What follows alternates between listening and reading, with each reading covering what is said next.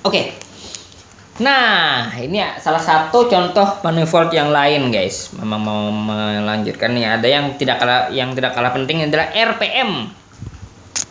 Banyak, guys. Sebenarnya banyak lagi. Ya di bagian aljabar juga banyak itu. Contoh-contoh manifold ya. Tapi memang nggak banyak bahas di sini ya.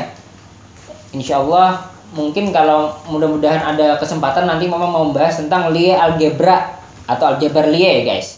Itu yang membahas tentang khusus manifold aljabar. Nah, itu khusus manifold yang versi aljabarnya. Ini memang membahas yang manifold yang geometris dulu, guys. Oke. Ini sudah belum? Sudah ya?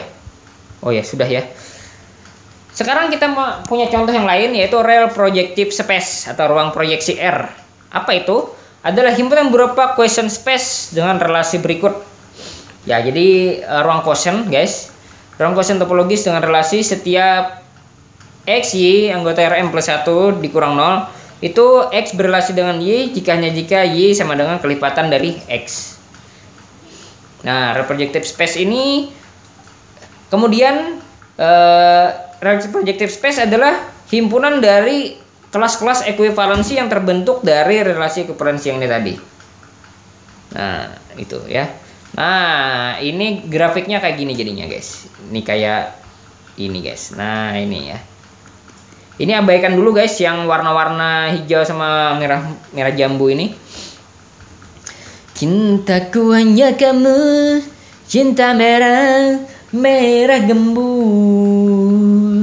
Cukup kamu saja yang diam. Aku bersama. Aduh, bagus sekali ya suara Mamang ya. Mamang mau jadi penyanyi aja, guys. Gimana, guys? Setuju nggak kalian? Kalau kalian setuju, komen di bawah, guys. Thank you for watching. Oke, ini intinya adalah ini nih himpunan ini. Nih, guys. Ini vektor-vektor yang ada di sini nih, guys. Itu real projective space namanya, guys. Oke, langsung ya.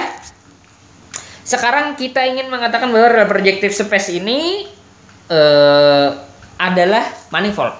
Artinya kita ingin cari atlasnya atau chartnya ya. Oke. Dibentuk UK P PK sama dengan 0. Dimana PK ya ini ya. Oh ya, oke, siap bosku. Mantap bosku. Kita bentuk chart ya UK di mana itu relasi ekuivalensi P di mana PK koordinat ke K-nya, guys. Koordinat ke K-nya itu tidak sama dengan 0. Kemudian chartnya kita bentuk P1 per ini dan seterusnya, yaitu dibagi dengan PK. Nah. Hah? Nggak ada dong? Oh, nggak ada nih. Ya. Oh ya, ini adalah chartnya, guys. Ternyata. Nah, chartnya adalah itu. Nah, akhirnya seperti ini, guys. Kalau di R1 tuh artinya U1 adalah ini. Nah, yang hijau ini. U2 adalah yang ini. Nah, ini mengcover terhadap seluruh yang hitam ini jadinya. Dan dia adalah chart. Dengan pemetaan ini. Nah, gitu, guys. Dan dia nanti akan membentuk sebuah manifold dengan topologi relatif terhadap ruang yang mewadahinya. Topologi relatif terhadap ruang yang mewadahinya. Gitu ya. Ini quotient ya. Kalau quotient ini ya sebenarnya sih bisa sih relatif terhadap ruang mewadahinya atau yang topologi yang diinduksi dari topologi quotient. Insya Allah akan ekuivalen saja, guys.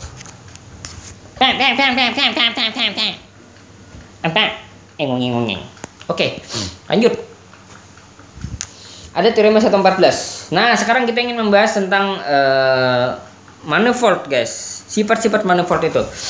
Diberikan M menata kosong dan M homeomorfik dengan Rn, maka M adalah suatu N manifold. Udah pasti ya. Karena dia apabila setiap himpunan yang homeomorfik dengan Rn itu sendiri, maka dia pasti manifold. Dimensi N. Dengan apa? Dengan homeomorfismenya yang disebutkan tersebut. Kemudian di sini ada definisi 1 dari 15. Diberikan M itu adalah N manifold, 2 chart U1 dan U2 dikatakan C tak hingga kompatibel apabila. Nah, ini yang namanya transisi tadi, guys, koordinat transisi. Pemetaan transisi. Jadi pemetaan transisi itu adalah perubahan sistem koordinat dari satu sistem koordinat dari suatu chart ke sistem koordinat yang chart yang lainnya. Nah, gitu. Tapi titik yang dikoordinatkan atau titik yang diproyeksikan titik yang direpresentasikan oleh koordinat tersebut tetap sama, tapi koordinatnya berpindah. Ya mirip kayak perubahan basis lah. Perubahan basis kalau di aljabar linear tuh kayak gitu ya. Barangnya sama tapi basisnya berubah. Nah, kira-kira seperti itu.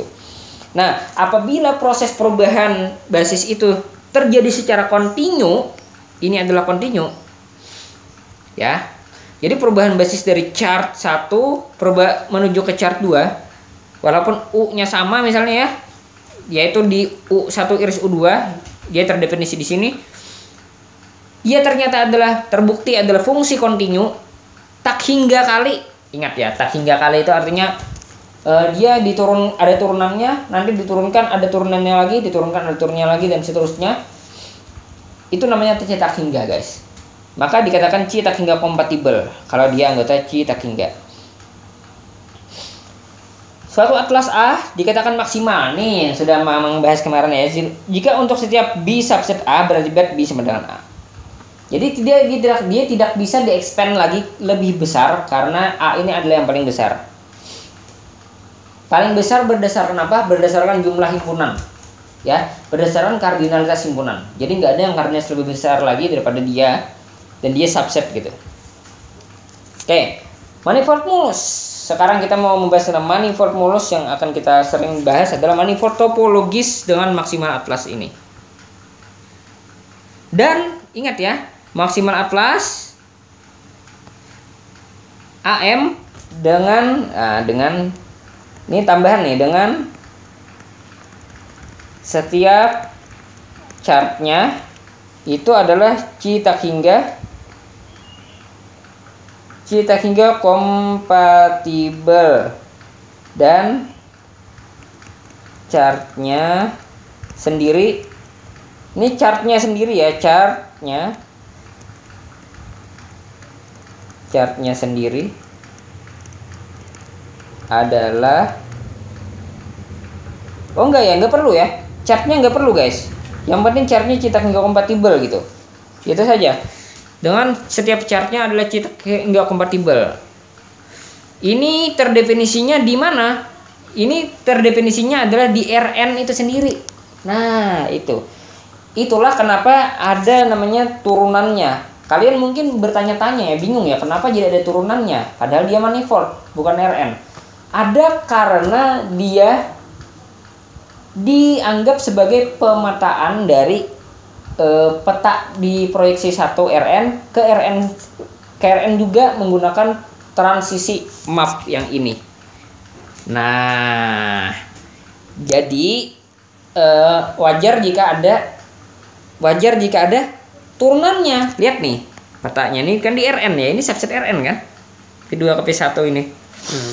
Nah, itu. Nah, jadi memang anukan di sini ya, chartnya adalah C tak hingga kompatibel. Nanti insya Allah akan kita bahas chartnya akan jadi C tak hingga apabila ada tersebut ya. Mungkin terlalu dini nih mau membahas yang manifold mulus ini dulu ya. Oke, nggak apa-apa, kita lanjut saja. Setiap atlas A pada manifold M mempunyai atlas maksimal yang unik. Bukti gunakan lemma Zorn. Jadi ya, karena atlas itu adalah himpunan yang diurutkan berdasarkan subset, urutan himpunan subset ya, subset, maka berdasarkan lemma Zorn dia mempunyai batas atas ya, mempunyai elemen maksimal. Karena dia punya batas atas, maka dia mempunyai elemen maksimal. Nah, gunakan lemma Zorn. Oke. Sebagai konsekuensi teorema di atas, maka setiap manifold topologis yang mempunyai atlas AM kompatibel pasti merupakan Smooth manifold. Oke, siap. Nah, sudah katakan tadi kan, C tak hingga kompatibel gitu. Nah, C tak hingga kompatibel pasti Smooth manifold, ya. Jadi tidak harus maksimal berarti. Nah, kalau yang ini ruang grafik fungsi ini adalah ruang grafik yang memang yang menjadi topik penelitian Mamang di tahun berapa itu ya? Ada guys di jurnal Kausi, kalau kalian mau lihat ada di jurnal Kausi, di jurnalnya UIN Malang itu ada Mamang membahas tentang RF ini. Dan ini RF ini terbukti dia manifold mulus. Mamang juga bahas juga di proceeding SMPN ya. SNPM ya tahun 2017 apa 16 ya. 2017 kalau nggak salah ya, di Stikip PGRI Banjarmasin guys, ada guys. Nah, itu tentang ini. Ini adalah contoh yang jelas tentang yang mudah dibuktikan bahwa dia manifold mulus. Oke. Asalkan dia ini ya fungsi mulus ya. Dia harus fungsi mulus nih. Artinya fungsi mulus artinya fungsi yang tak hingga kali terdiferensial. Terdiferensial namanya tak hingga kali gitu ya. Oke, habis nih. Oke, mungkin itu saja dari Mamang. Thank you for watching. Kalau bungol